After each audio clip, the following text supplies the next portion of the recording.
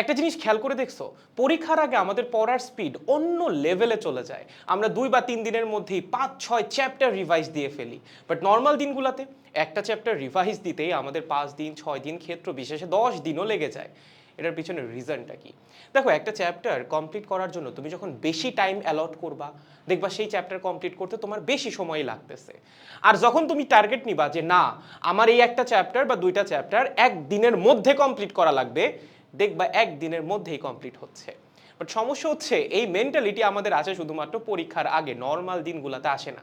Like ধরো, তোমার এখন 2টা চ্যাপ্টার বাকি আছে ফিজিক্সের, এবং তোমার কাছে 1 মাস সময় আছে। তুমি যদি নিজের মধ্যে সেট করে রাখো যে না, এই 1 মাসের মধ্যে আমার 2টা চ্যাপ্টার কমপ্লিট করা লাগবে, দেখবা এই 2 চ্যাপ্টার কমপ্লিট করতে তোমার 1 মাসই লাগতেছে।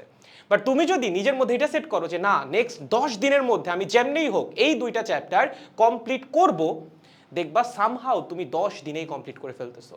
সো নিজের মধ্যে পরিবর্তনটা আনা লাগবে। পরীক্ষার আগে যেভাবে টার্গেট নিয়ে পড়াশোনা করো, সেম পড়াশোনাটা তোমার নর্মাল ডেইজেও করা লাগবে। তুমি মনে করতেছো সময় অনেক আছে, সময় কি আসলেই অনেক? দেখতে দেখতে এইচএসসি পরীক্ষা চলে আসবে, এরপর অ্যাডমিশনও চলে আসবে, আপনার সিলেবাস কমপ্লিট করে রিভিশন দেওয়া লাগবে, অ্যাডমিশনের জন্য আলাদাভাবে পড়াশোনা করা লাগবে। কখন পড়বেন? সো এখন থেকেই টার্গেট নিয়ে পড়াশোনা করেন, সময়গুলোকে সেভ করেন, যেন পরবর্তীতে রিভিশন বা নতুন করে অ্যাডমিশনের পড়ার সময়টা থাকে। পড়তে থাকেন ভালো মতো, ডিলে কইরেন না।